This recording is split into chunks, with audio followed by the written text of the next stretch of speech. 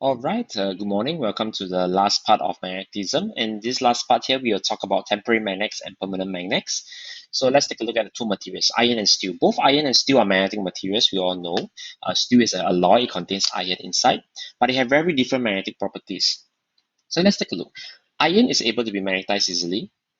Iron is able, but it is able to magnetize easily, but it does not retain its magnetism. That means it is able to magnetize easily, it's able to be demagnetized easily as well. So these materials are what we call as a soft magnetic material.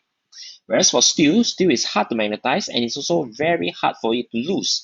Very hard for it to be magnetized, very hard for it to be demagnetized. As such, these are called hard magnetic material. What are the uses? Uses of your iron as a magnet is to be used temporarily.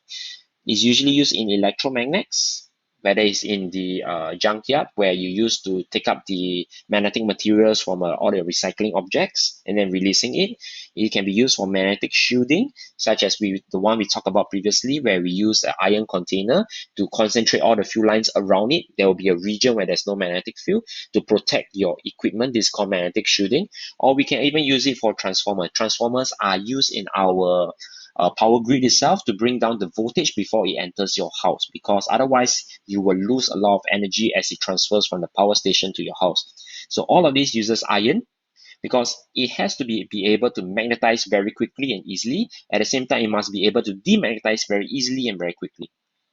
Next, let's talk about steel. Steel itself are usually used for permanent magnets.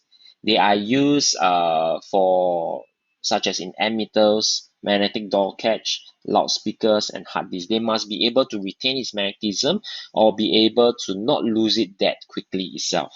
Okay, so let's take a look at an ammeter. An ammeter, remember, is used to measure current. The ammeter also consists of a coil suspended in a magnetic field for a permanent magnet. So we have a permanent magnet here, north and south. What we have here is a coil. So this coil goes round the outside. Okay. Pointer is attached to the coil. So we have a pointer here, which will then show a value on the scale which is proportional to the size of current. So now you have a current going in. So your current will be flowing in here. When your current flow in this coil here, okay, this coil, what will happen is it will generate a magnetic field. This magnetic field will react with the soft iron core. Then it will react with your permanent magnet, which is a hard magnetic material. In this case, then your needle will shift to indicate how much magnetic field there is. If there is more magnetic field, it means that there is more current. So this is how an ammeter actually works. Okay.